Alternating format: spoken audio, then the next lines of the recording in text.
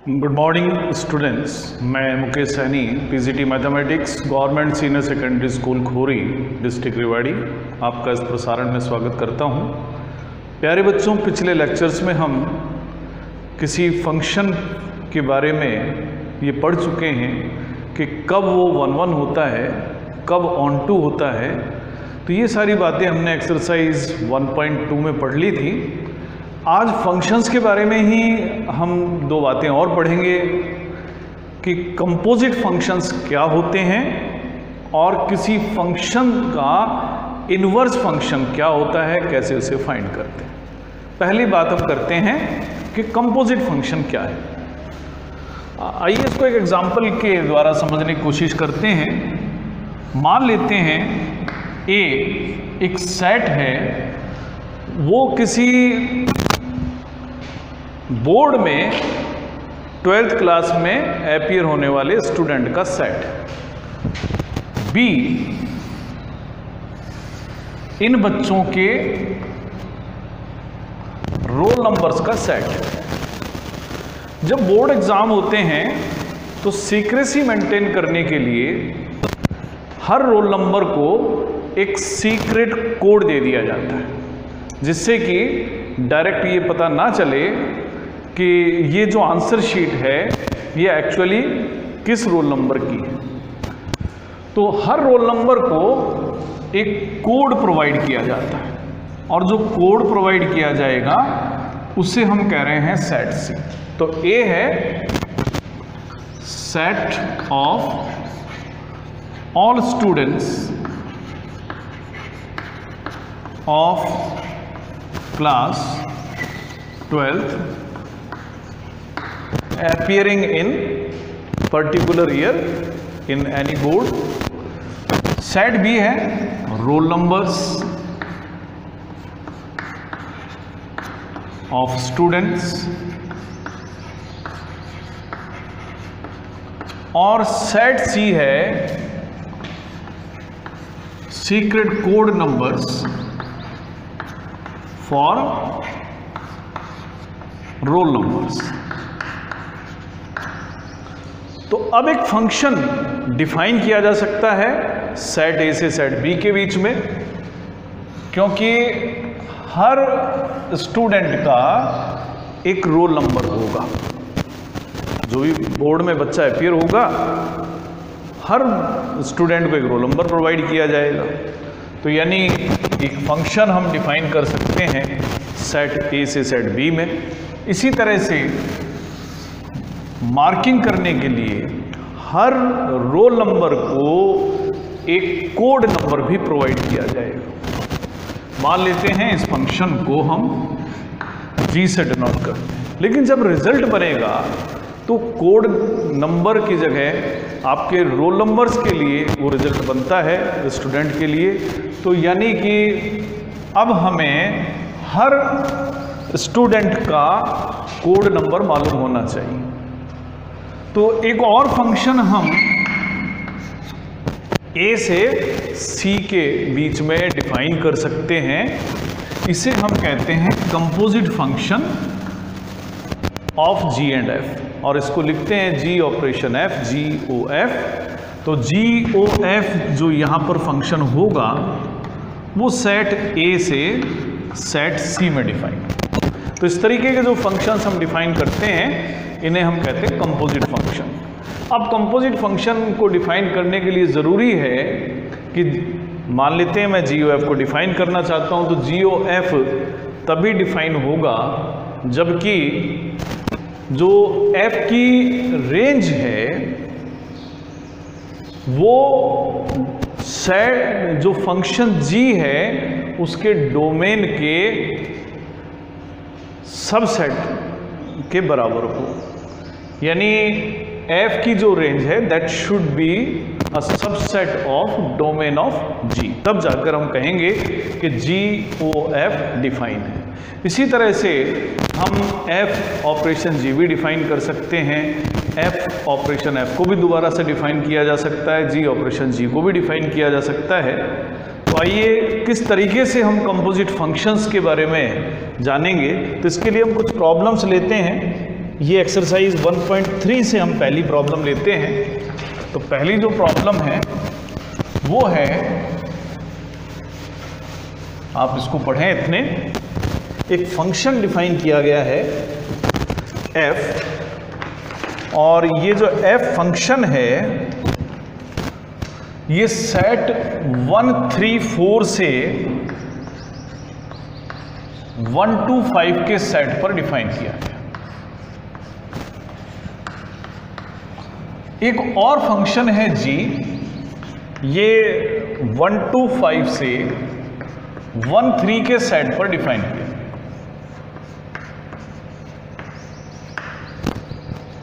और अब कैसे डिफाइन किया गया वो डेफिनेशन हमें लिखी हुई है ऑर्डर्ड पेयर की फॉर्म में। f में है 1, 2, 3, 5 और 4, 1, जबकि g में है 1, 3, 2, 3 और 5, 1।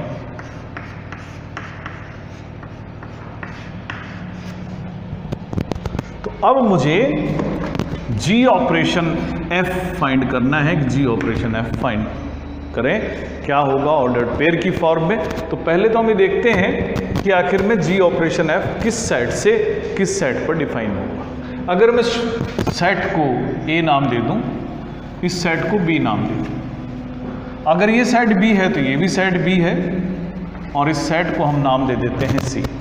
तो अभी हमने पढ़ा था अगर f सेट a से b में डिफाइन हो और सेट g b से c में डिफाइन हो तो g ऑपरेशन f a से c में डिफाइन होगा। तो g ऑपरेशन f होगा a से c यानी 1, 3, 4 से 1, 3 के बीच में। कैसे लिखेंगे? तो g ऑपरेशन f में सबसे पहले मैं 1 की वैल्यू निकालूं, क्योंकि जो डोमेन है वो 1, 3, 4 का है इस नए फंक्शन के लिए। तो जी ऑफ की वैल्यू 1 पर निकालने का मतलब है जी f1, यानी फंक्शन की जो 1 पर वैल्यू है वो आप मालूम करें। फंक्शन की 1 पर जो वैल्यू है दैट इज 2, तो हम इसे लिखेंगे कि फंक्शन की 1 पर वैल्यू 2 है, तो जो वैल्यू फंक्शन की 1 पर है जो कि 2 है, अब उसकी वैल्यू देखेंगे g के अंडर में। लेकिन g के अंडर में 2 की जो वैल्यू है वो g में लिखी हुई है और वो है 3, यानी GOF के अंडर में 1 की इमेज 3। अब g ऑपरेशन f के अंडर में हम देखेंगे इमेज 3 की, इसका मतलब होगा g ऑफ f3। फंक्शन की 3 पर वैल्यू देखते हैं। फंक्शन की 3 पर जो वैल्यू है वो 5 है, तो g की वैल्यू हमें देखनी है 5 पर। g की वैल्यू 5 पर हमें गिवन है और g की वैल्यू जो 5 पर है वो 1 है। तो GOF की वैल्यू 3 पर अगर हम फाइंड करेंगे तो वो हमें मिलेगी 1।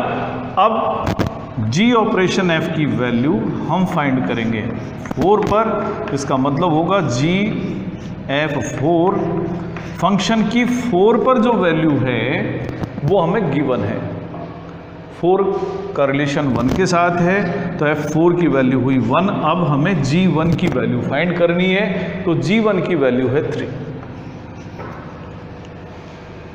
तो इस तरीके से हम g ऑपरेशन f के सभी एलिमेंट्स की इमेज फाइंड कर चुके हैं। तो g ऑपरेशन f को अगर मैं ऑर्डर्ड पेयर की फॉर्म में लिखूंगा तो ये ऑर्डर्ड पेयर होंगे 1, 3,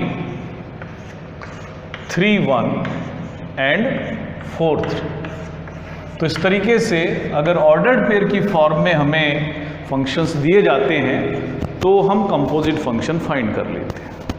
आइए एक और प्रॉब्लम लें। ये अगली प्रॉब्लम हम ले रहे हैं क्वेश्चन नंबर 3, जिसमें 2 पार्ट है। इसमें हमें GOF और FOG दोनों फाइंड करने हैं।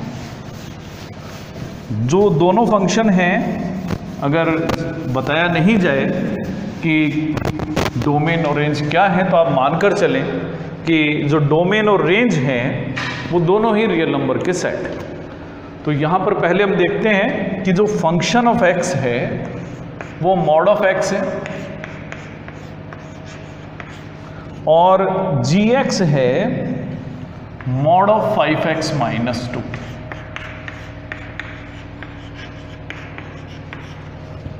क्योंकि f और g दोनों रियल नंबर से रियल नंबर वाले फंक्शंस हैं, तो g ओ f और f ओ g दोनों डिफाइन होंगे, real number to real number ही होंगे। अब मैं बात करता हूं g ऑपरेशन f x की। इसका मतलब होगा, अब इसकी वैल्यू निकालने का तरीका है, आप o को हटा दें और लिखें g ऑफ एफ एक्स। अब इन रूल्स को, इन फंक्शंस को हम पढ़ना भी सीखते हैं। f ऑफ x का मतलब है कि जो भी नंबर हम लें उसका हमें मॉडुलस लेना है, एब्सोल्यूट वैल्यू लेनी है। तो fx का मतलब होगा g मॉड ऑफ x। अब gx का रूल ये है कि आप जो भी नंबर लें x, उसको पहले 5 से मल्टीप्लाई करें, फिर उसमें से 2 माइनस कर लें, जो रिजल्ट आए उसका आप मॉडुलस लें। तो यानी यहाँ पर g मॉडुलस ऑफ x का मतलब होगा 5 time of modulus of x minus 2, और जो ये रिजल्ट आना है उसका हम मॉडुलस ले लेंगे। तो ये है g o f x की वैल्यू। अब f दूसरा पार्ट कि f o g क्या होगा। f o g क्या होगा कि हम लिखेंगे, आप जब लिखें तो वो हटा दें, f of G x. G x का हम रूल पढ़ चुके हैं, f जी एक्स का मतलब है मॉडुलस ऑफ 5x माइनस 2। अब फंक्शन ऑफ x का मतलब है कि जो भी आपके पास नंबर आए उसका आपको मॉडुलस लेना है। तो 5x माइनस 2 के मॉडुलस का मॉडुलस, यानी आप चाहें तो उसको लिख दें, क्योंकि 5x माइनस 2 का मॉडुलस एक पॉजिटिव क्वांटिटी है, यानी 5x माइनस 2 का मॉडुलस, ये f ऑपरेशन g की वैल्यू। तो ये तो था हमारा फर्स्ट पार्ट। अब दूसरे पार्ट में fx हमें दिया हुआ है 8x3, जो दूसरा पार्ट है,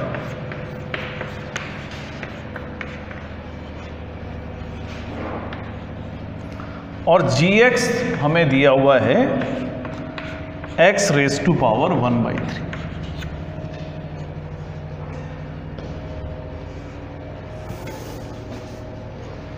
तो एक बार फिर हमें बताना है कि f ऑपरेशन g क्या होगा और g ऑपरेशन f क्या होगा।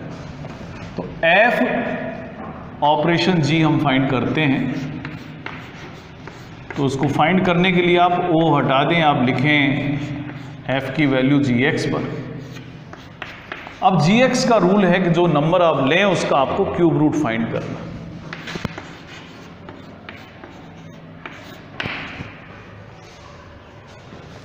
अब fx का जो हमें रूल दिया हुआ है उसका मतलब है 8 times of cube of the number.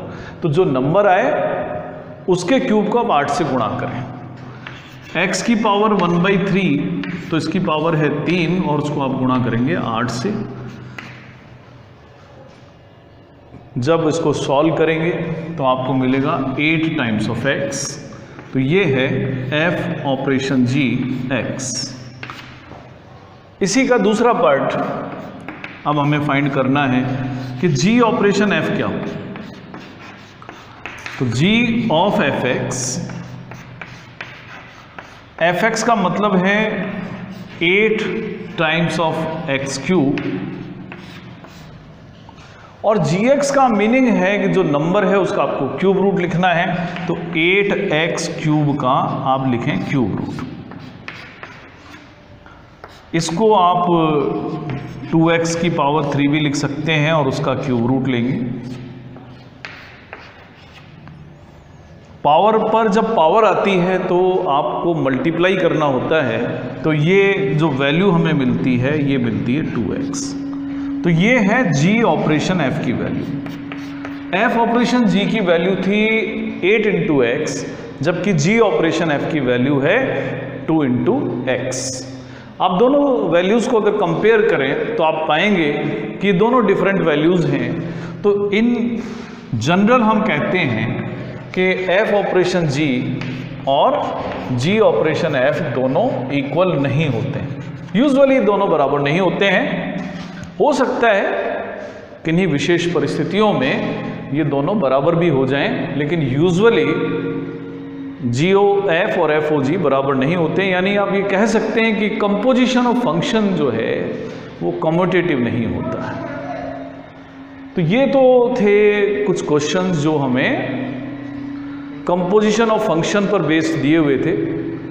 अब जो हम पढ़ेंगे नेक्स्ट टॉपिक, उसमें हम पढ़ेंगे कि किसी फंक्शन का इन्वर्स कैसे फाइंड करें। तो एक बार हम डिफाइन कर लेते हैं इन्वर्स फॉर्म फंक्शन क्या है, एक बार याद कर लें, हालांकि हमने शुरू में पढ़ा था। अगर कोई फंक्शन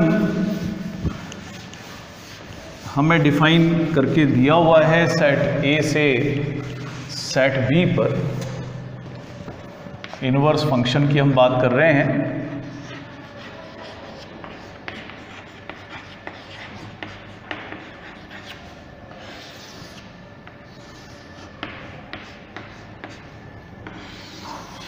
मान लेते हैं एक फंक्शन है जो f है और a से b के बीच में डिफाइन। अगर वो फंक्शन 1 1 है और ऑन टू है, if f is 1 1 and onto,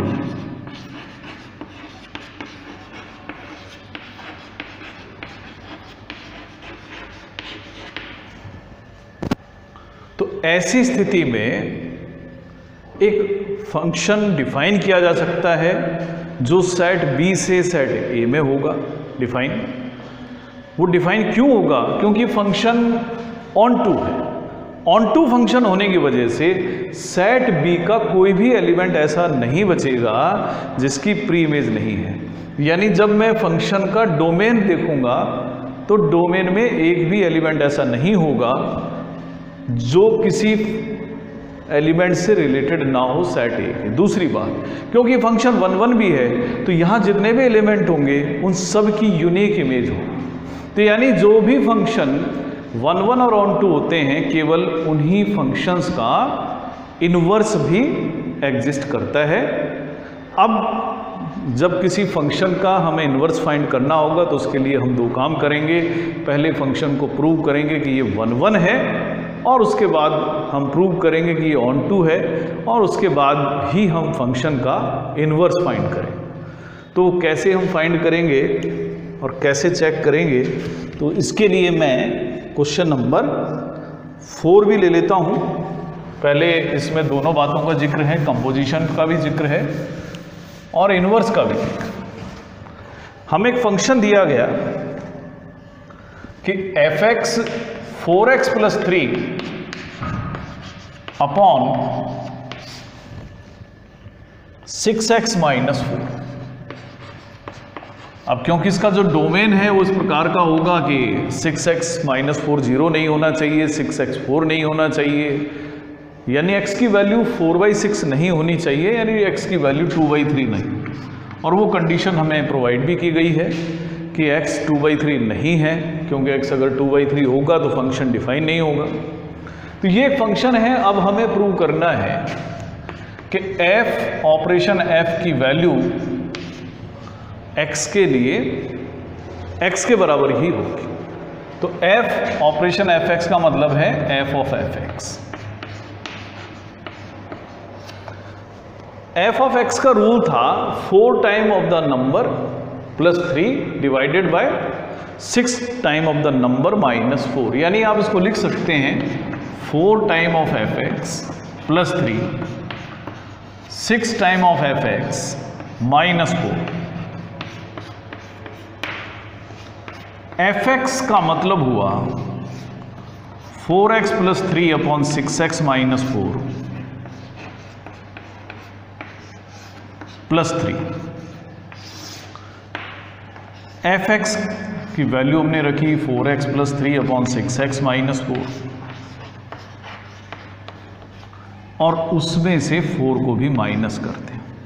अब करते हैं इसको सॉल्व करने के लिए हम एलसीएम लेते हैं, ऊपर 6x - 4, 4 से मल्टीप्लाई करेंगे 16x + 12 प्लस 6x - 4 को 3 से गुणा करेंगे 18x - 12।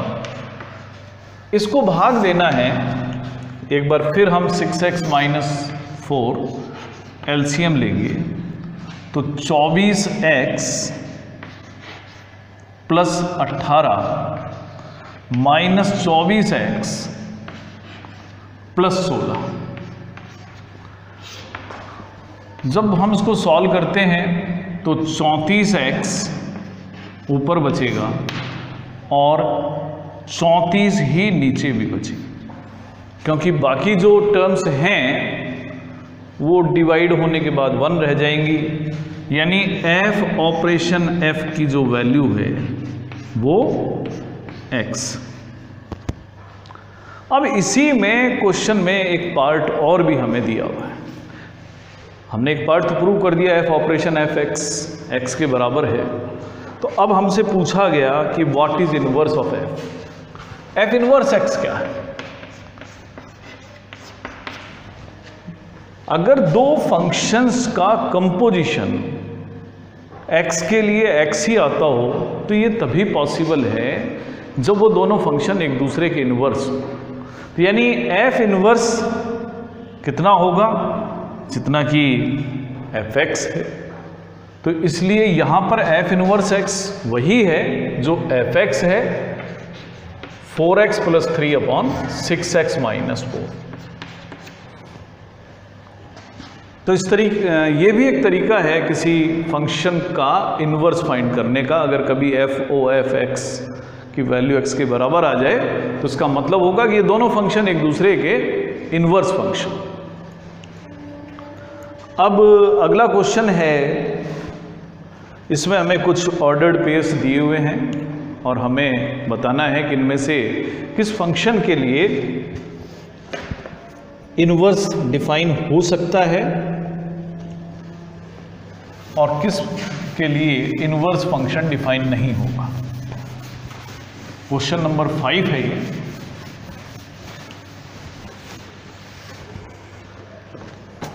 तो यहां पर हमें जो पहला फंक्शन दिया गया है उसमें है 110 ऑर्डर्ड पेयर्स, 210, 310 और 410। जो फंक्शन डिफाइन किया गया है वो 1 2 3 4 के सेट से 10 पर डिफाइन किया। तो जैसा कि अभी हमने पढ़ा था, किसी फंक्शन का इनवर्स उसी परिस्थिति में डिफाइन होगा जबकि वो 1 1 होगा और ऑन टू होगा। ये फंक्शन क्योंकि 1 की इमेज भी 10 है, 2 की भी इमेज 10 है, 3 की भी इमेज 10 है, 4 की भी इमेज 10 है, तो 1 1 नहीं है, मैनी वन फंक्शन है। अब मैनी वन फंक्शन है इसलिए इसका इनवर्स डिफाइन नहीं होगा। तो आपको सिर्फ इतना लिखना है, as f is many one onto. Many one onto होने की वजह से f इनवर्स एग्जिस्ट नहीं करता।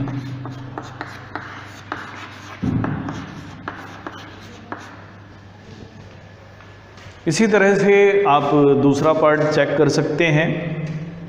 दूसरे पार्ट में हमें g एक फंक्शन दिया हुआ है 5 6 7 8 से 1 2 3 4 के सेट पर, और जहां ऑर्डर्ड पेयर है 5 4 6 3 7 4 और 8 2। अब यहाँ पर ये फंक्शन जो है, क्योंकि सभी एलिमेंट्स की इमेज डिफरेंट है तो 1 1 है, और ऐसा क्या ये ऑन टू भी है? यहाँ 4 है, ये 3 है। अब यहाँ ये भी देखने वाली बात है, 5 का रिलेशन भी 4 से है और 7 का रिलेशन भी 4 से है, तो 1 1 ही नहीं है। अब 1 1 नहीं होगा तो इन्वर्स एग्जिस्ट नहीं करेगा। तो इस फंक्शन के लिए भी इसका इन्वर्स एग्जिस्ट इसलिए नहीं करेगा कि ये 1 1 नहीं है, और साथ में अगर आप देखेंगे तो ये ऑन टू भी नहीं है। लेकिन एक भी रीज़न इसमें से हमें मिल जाता है तो इतना तो निश्चित हो ही जाता है कि फंक्शन इन्वर्स तो नहीं रखेगा। अब एक और क्वेश्चन हम ले सकते हैं। ये क्वेश्चन है हमारा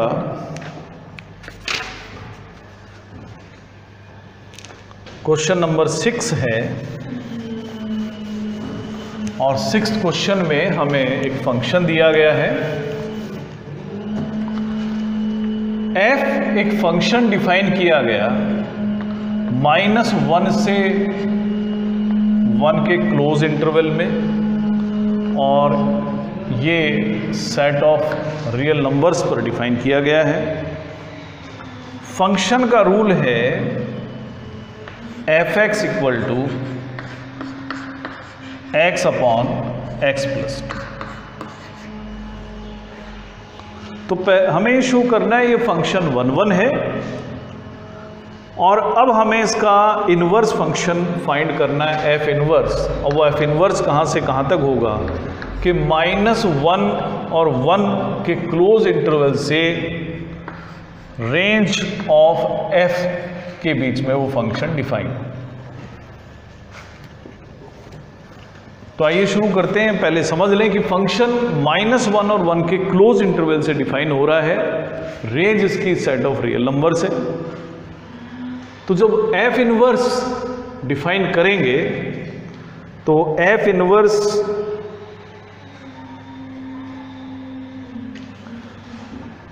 की हमें डेफिनेशन बतानी है। f इन्वर्स क्या होगा? सबसे पहले हम देखें कि क्या ये 1 1 है। 1 1 है या नहीं है, इसके लिए हम दो एलिमेंट ले लेते हैं x1 और x2, और दोनों हमने क्लोज इंटरवल -1 1 से लिए हैं। और इस तरह से लिए हैं कि इन दोनों वैल्यूज़ पर फंक्शन की इमेजेस सेम है, यानी x1 upon x1 plus 2 is equal to x2 upon x2 plus 2। Multiply करेंगे तो x1 x2 प्लस 2x1 और x1 x2 प्लस 2x2 हमें मिलता है। जब सॉल्व करेंगे तो हमें मिलेगा 2x1 इक्वल टू 2x2, यानी x1 इक्वल टू x2। तो अगर दो एलिमेंट्स हम लेते हैं जिनकी इमेज सेम है तो नंबर भी सेम होंगे, और अगर ऐसा होता है तो हम कह सकते हैं कि f1 1। अब बारी आती है, क्या ये ऑन टू है? ऑन टू के लिए मैं रेंज में से एक एलिमेंट लेता हूँ y। तो y कोई भी रियल नंबर हो सकता है, और ये y इस तरीके का है कि y की value x upon x plus 2 है। तो मुझे हर y के कॉरस्पॉन्डेंस में एक नंबर ढूंढना है। इन टर्म ऑफ y ही ढूंढ लेंगे कि जो उस एलिमेंट y की प्री इमेज हो, और उसके बारे में हम देखेंगे कि वो डोमेन में एग्जिस्ट करना चाहिए। तो इसको सॉल्व करने के लिए तरीका ये होता है कि आप इस इक्वेशन को सॉल्व करें और x की value in term of y find करें। तो x into Y plus 2y की वैल्यू होगी x, यानी xy माइनस या x माइनस xy की वैल्यू 2y के बराबर होगी। x कॉमन लें, 1 minus Y equal to 2y, तो x की value 2y upon 1 minus Y के बराबर। अब ये जो 2y अपॉन 1 माइनस वाई एक एलिमेंट हमें मिला है, तो आप ये देख सकते हैं कि ये -1 और 1 के क्लोज इंटरवल में ही लाई करेगा। इसका मतलब हुआ कि जो भी एलिमेंट y है हर y के लिए एक एलिमेंट मिलता है 2y अपॉन 1 माइनस वाई का, जो हमारे डोमेन में है, और इस कारण से ये फंक्शन ऑन टू है। Therefore for all y in close interval -1 to 1 there exist 2y upon 1 minus y in y हम ले रहे हैं रियल नंबर में से ले रहे हैं, और ये जो एलिमेंट मिलेगा -1 और 1 के क्लोज इंटरवल में मिलेगा। Therefore f is onto. अब ये फंक्शन 1 1 भी है और ऑन टू भी है। अब जो फंक्शन 1 1 और ऑन टू दोनों होता है तो उसका इन्वर्स भी एग्जिस्ट करेगा, f इन्वर्स एग्जिस्ट होगा।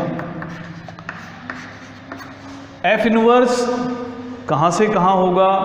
f इन्वर्स होगा जो भी रेंज ऑफ f है वहाँ से क्लोज इंटरवल -1 से 1 पर डिफाइन होगा। तो f इन्वर्स होगा रेंज ऑफ f से, जो भी f की रेंज है, टू क्लोज इंटरवल -1 से 1। अब f इन्वर्स का रूल क्या हो? आप जो ये रूल निकालेंगे x in term of y, ये आप इस तरह से समझ सकते हैं कि यहाँ अगर कोडोमेन में एक एलिमेंट है y, तो उसके कोरस्पॉन्डेंस में एक एलिमेंट है 2y अपॉन 1 माइनस वाई, और y किसके बराबर होता है? आप जानते हैं y f(x) के बराबर होता है, तो x जो होगा वो f इनवर्स y के बराबर। तो यानी ये जो रूल आपका x equal to 2y upon 1 minus y है, दरअसल f इनवर्स y का रूल। तो f इनवर्स के लिए रूल होगा f inverse y equal to 2y upon 1 minus. अब ये तो f इनवर्स y का रूल है। अगर f इनवर्स को इन टर्म ऑफ x लिखेंगे तो आप इस तरह से लिख दें कि f इनवर्स x होगा 2x अपॉन 1 माइनस एक्स। तो इस तरीके से हम किसी दिए हुए फंक्शन का इन्वर्स फाइंड कर लेते हैं। अब इस एक्सरसाइज में कुछ और प्रॉब्लम्स बची हैं, उन्हें हम अगले लेक्चर में कवर करेंगे। तब तक आप कंपोजिशन ऑफ फंक्शंस की प्रॉब्लम सॉल्व करें और इन्वर्स फंक्शन की जो एग्जांपल्स हैं उनको करने की कोशिश करें। आज के लिए इतना ही, धन्यवाद।